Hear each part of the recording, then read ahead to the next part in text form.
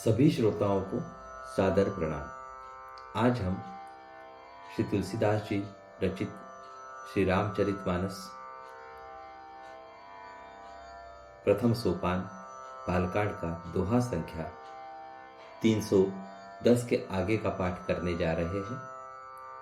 उससे पहले, पाठ प्रारंभ करने से पहले हम इस थोर ग्रंथ के रचयिता श्री स्वामी तुलसीदास जी महाराज, श्री गणेश भगवान, माता सरस्वती, प्रभु श्री रामचंद्र, माता सीता एवं समस्त भ्रातागण लक्ष्मण भरत शत्रुघ्न एवं परम भक्त श्री हनुमान जी, इन सभी के चरणों में आदर पूर्वक साष्टांग प्रणाम करते हैं और इनसे इस पाठ को करने के लिए अनुमति लेते हैं और आशीर्वाद की अभिलाषा देते हैं।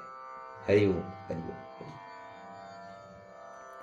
आइए तो चलिए हम आज का पाठ प्रारंभ करते हैं। कल हमने दोहा संख्या 310 तक पाठ किया था। आज हम फिर से एक बार दोहा संख्या 310 को याद कर लेंगे और उसके उपरांत हम आगे की ओर प्रस्थान करेंगे। हरि ओम, हरि ओम, हरि ओम।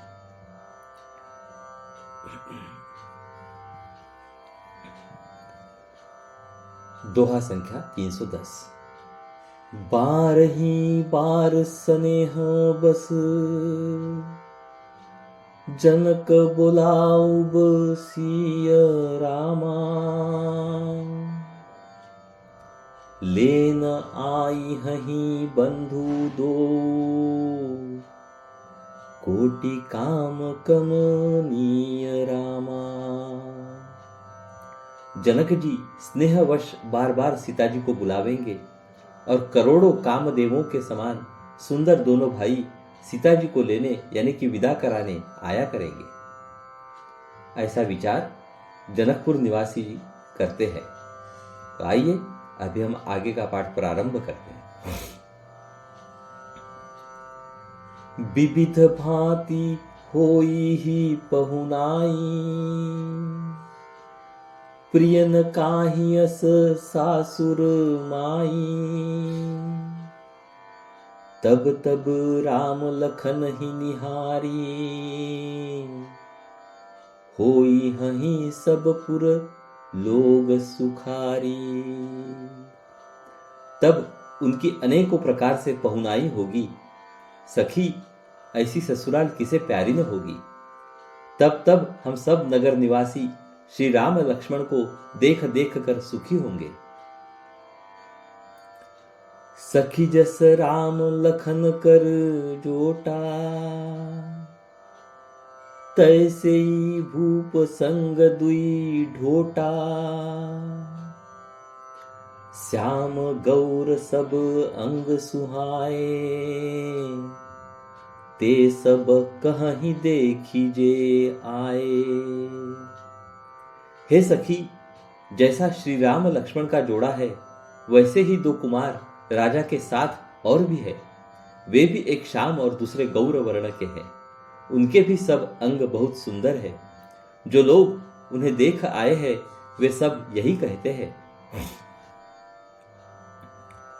कहाँ एक मैं आजु निहारे, जनु बिरंची निज हाथ सवारे। भरतु राम ही की अनुहारी, सहसा लखी न सकही नर नारी। एक ने कहा, मैंने आज ही उन्हें देखा है। इतने सुंदर है मानो ब्रह्मा जी ने उन्हें अपने हाथों सवारा है। भरत जी तो श्री रामचंद्र जी की ही शक्ल सूरत के है। स्त्री पुरुष उन्हें सहसा पहचान नहीं सकते। लखनु शत्रु सुदनु एक रूपा, नख सिखते सब अंग अनूपा। मन भावहि मुख बरनि न जाहि, उपमा कहूं त्रिभुवन को नाही। लक्ष्मण और शत्रुघ्न दोनों का एक रूप है। दोनों के नख से शिखा तक सभी अंग अनुपम है। मन को बड़े अच्छे लगते हैं, पर मुख से उनका वर्णन नहीं हो सकता। उनकी उपमा के योग्य तीनों लोकों में कोई नहीं है। हरिओम। अभी हम यहाँ पे छंद का पाठ करेंगे। हरिओम। उपमान को कह दास तुलसी, कतहु कवि को बीद कहई। बल विनय विद्याशील शोभा, सिंधु इन्ह से अहई। पुरी नारी सकल पसारी अंचल, विधि बचन सुनावही। ब्याही अहूँ चारिऊ भाई, एहि पुर हम सुमंगल गावही। दास तुलसी कहता है, कवि और कोविद यानी कि विद्वान कहते हैं, इनकी उपमा कहीं कोई नहीं है। बल विनय विद्याशील और शोभा के समुद्र इनके समान यही है। जनकपुर की सब स्त्रियां आंचल फैलाकर विधाता को यह वचन यानी कि विनती सुनाती है कि चारों भाइयों का विवाह इसी नगर में हो और हम सब सुंदर मंगल गावे। हरिओम। अभी हम यहाँ पे दोहा सोरठा संख्या 311 का पाठ करेंगे। हरिओम। कहीं परस्पर नारी रामा, बारी बिलोचन पुलक तन। सखी सबू करब पुरारी रामा, पुण्य पयो निधि भूपदो। नेत्रों में प्रेमाश्रुओं का जल भरकर पुलकित शरीर से स्त्रियां आपस में कह रही है कि हे सखी, दोनों राजा पुण्य के समुद्र है। त्रिपुरारी शिवजी सब मनोरथ पूर्ण करेंगे। एहि विधि सकल मनोरथ करही, आनंद उमगी उमगी उर भरही। जे नृपसिय स्वयंवर आए, देखी बंधु सब तिन्ह सुख पाए। इस प्रकार सब मनोरथ कर रही है और हृदय को उमंग उमंग कर यानी कि उत्साह पूर्वक आनंद से भर रही है। सीता जी के स्वयंवर में जो राजा आए थे, उन्होंने भी चारों भाइयों को देखकर सुख पाया। कहत राम जसु बिसद बिसाला, निज निज भवन गए मही पाला। गए बीती कछु दिन एही भांति, प्रमुदित पुरजन सकल बराती। श्री रामचंद्र जी का निर्मल और महान यश कहते हुए राजा लोग अपने अपने घर गए। इस प्रकार कुछ दिन बीत गए। जनकपुर निवासी और बराती सभी बड़े आनंदित है। मंगल मूल लगन दिनु आवा, हिम ऋतु अगहुन हनु मासु सुहावा। ग्रह तिथि नखतु जोगु बर बारू, लगन सोधि विधि किन्ह विचारू। मंगलों का मूल लग्न का दिन आ गया। हेमंत ऋतु और सुहावना अगहन का महीना था। ग्रह तिथि नक्षत्र योग और वार श्रेष्ठ थे। लग्न यानी कि मुहूर्त शोध कर ब्रह्मा जी ने उस पर विचार किया। पठई दिन्हि नारद सन सोई, गनी जनक के गन कन्ह जोई। सुनी सकल लोगन यह बाता, कहीं ज्योतिषी आहिम विधाता।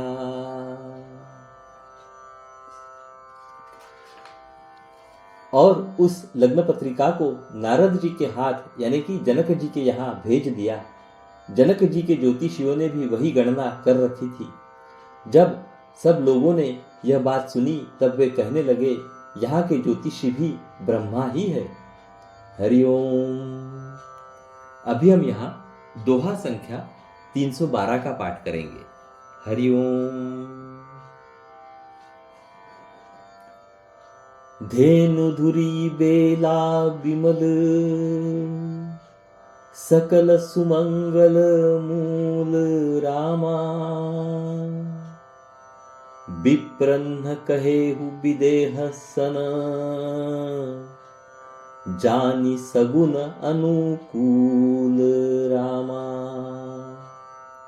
निर्मल और सभी सुंदर मंगलों की मूल गोधूली की पवित्र वेला आ गई और अनुकूल शकुन होने लगे।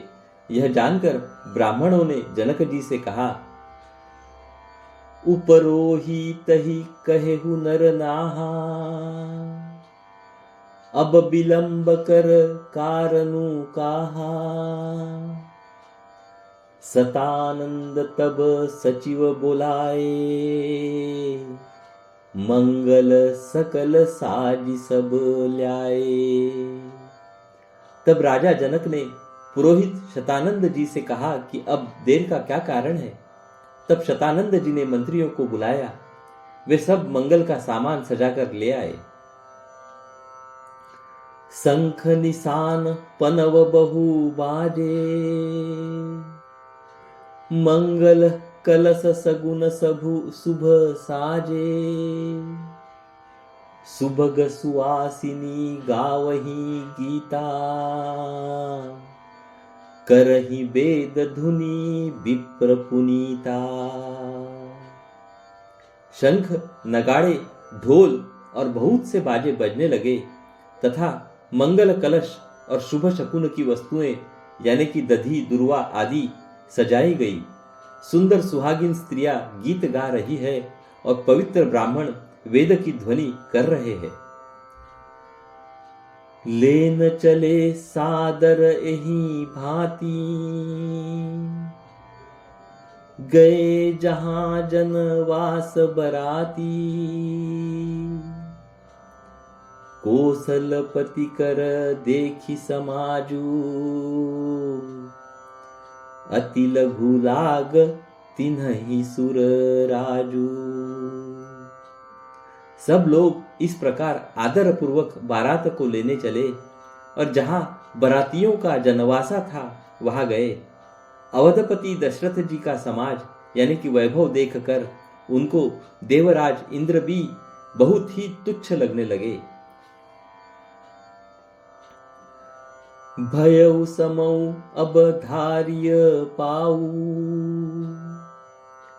यह सुनी परा निशान ही घाऊ। गुरहि पूछी करी कुल विधि राजा चले संग मुनि साधु समाजा। उन्होंने जाकर विनती की, समय हो गया अब पधारिए। यह सुनते ही नगाड़ों पर चोट पड़ी। गुरु वशिष्ठ जी से पूछकर और कुल की सब रीतियों को करके राजा दशरथ जी मुनियों और साधुओं के समाज को साथ लेकर चले। हरिओम। अभी हम यहाँ पे दोहा संख्या 313 का पाठ करेंगे। हरिओम। भाग्य विभव अवधेश कर देखी देव ब्रह्मादि रामा। लगे सराहन सहस मुख जानी जन्म नीज बादी रामा। अवध नरेश दशरथ जी का भाग्य और वैभव देखकर और अपना जन्म व्यर्थ समझकर ब्रह्मा जी आदि देवता हजारों मुखों से उसकी सराहना करने लगे। सुरन्ह सुमंगल अवसरु जाना, बरसहि सुमन बजाई निशाना। शिव ब्रह्मादिक विबुध बरु था, चढ़े विमानन्हि नाना जूथा। देवगण सुंदर मंगल का अवसर जानकर नगाड़े बजा बजाकर फूल बरसाते हैं। शिवजी, ब्रह्मा जी आदि देववृंद यूथ टोलियां बना बनाकर विमानों पर जा चढ़े। प्रेम पुलक तन हृदय उछाहू, चले बिलोकन राम बिहाऊ। देखी जनकपुरु सुर अनुरागे, निज निज लोक सभई लघु लागे। और प्रेम से पुलकित शरीर हो तथा हृदय में उत्साह भरकर श्री रामचंद्र जी का विवाह देखने चले। जनकपुर को देखकर देवता इतने अनुरक्त हो गए कि उन सबको अपने अपने लोक बहुत तुच्छ लगने लगे। चित वही चकित विचित्र बिताना, रचना सकल अलौकिक नाना। नगर नारी नर रूप निधाना,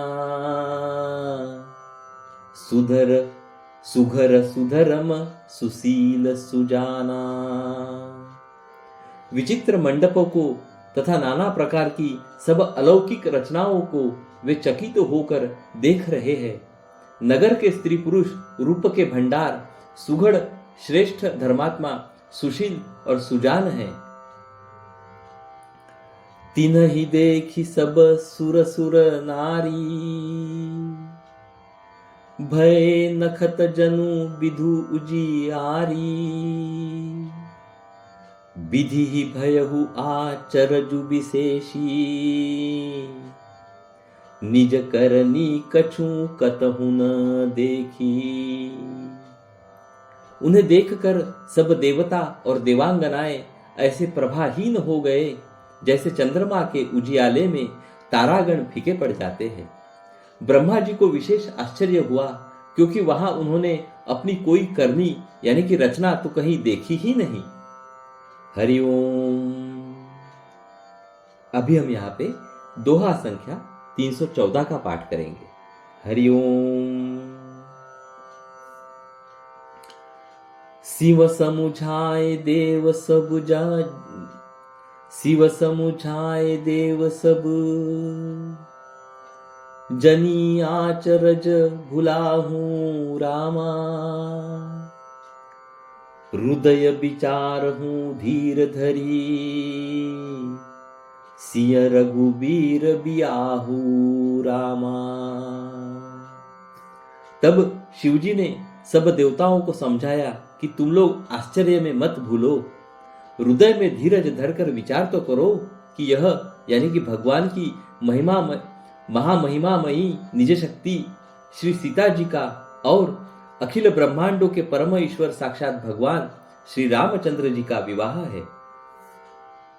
जिन कर नाम लेत जग माही, सकल अमंगल मूल न साही। करतल होहि पदार्थ चारी, तेईसी रामु कहेहु कामारी।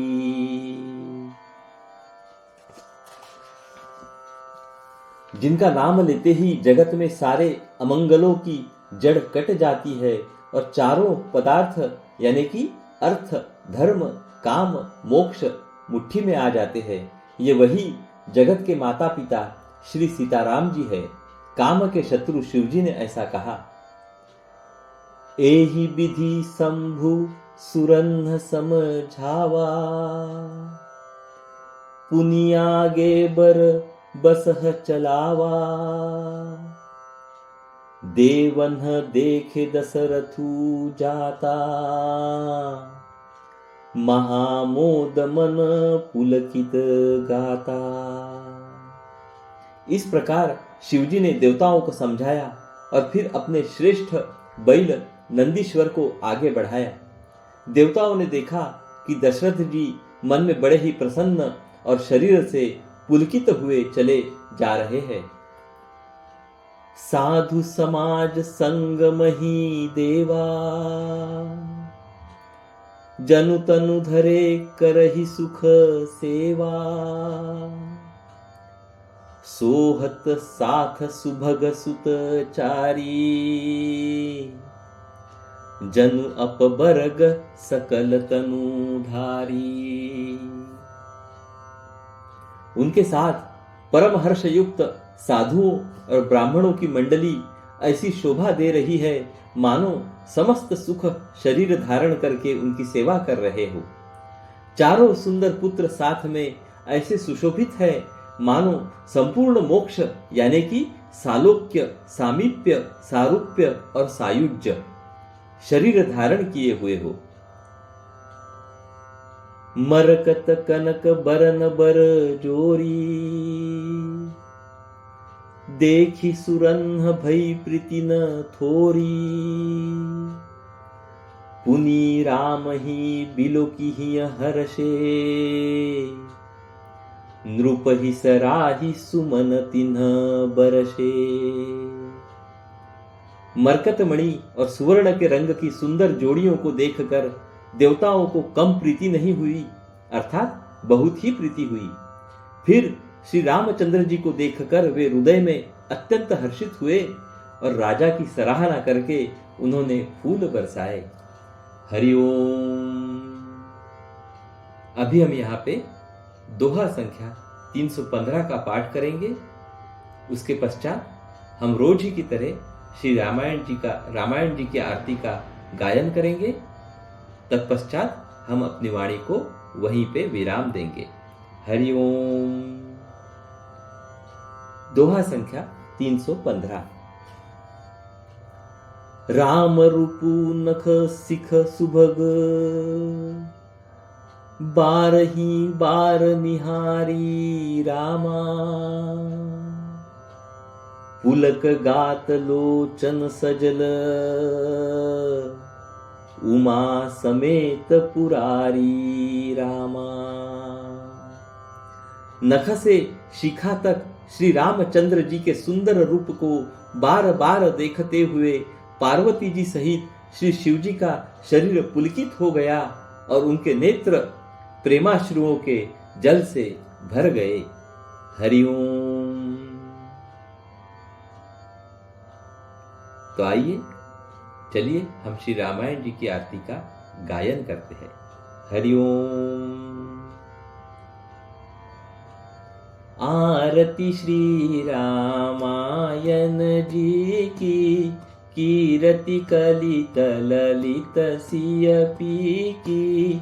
आरती श्री रामायण जी की, गावत ब्रह्मादिक मुनि नारद। वाल्मीकि विज्ञान विशारद, सुख सनकादि शेष अरु सारद। बरनि पवन सुत कीरतिनी की। आरती श्री रामायण जी की, कीरति कलित ललित सियपी की। आरती श्री रामायण जी की, गावत वेद पुराण अष्टदश। छहो शास्त्र सब ग्रंथन को रस।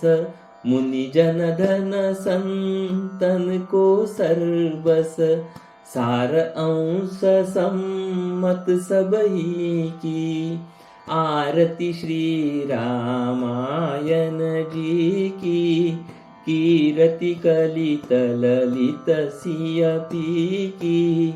आरती श्री रामायण जी की, गावत संतत शंभु भवानी। अरुघट संभव मुनि विज्ञानी। व्यास आदि कवि वर्ज बखानी। कागभुसुंडी गरुड़ के निय की, आरती श्री रामायण जी की। कीरति कलित ललित सिय पी की, आरती श्री रामायण जी की। कलिमल हरनि विषय रस फीकी, सुभग सिंगार मुक्ति जुबती की। दलन रोग भव मूरी अमी की, तात मात सब विधि तुलसी की। आरती श्री रामायण जी की। कीरति कलित ललित सिय पी की, आरती श्री रामायण जी की। हरि ओम। बोलो सियावर रामचंद्र की जय। पवन पुत्र हनुमान की जय। हरि ओम। तो चलिए हम आज अपने पाठ को यहीं पे विराम देते हैं और हम कल फिर मिलेंगे। तब तक नमस्कार। हरि ओम, हरि ओम, हरि ओम, हरि ओम।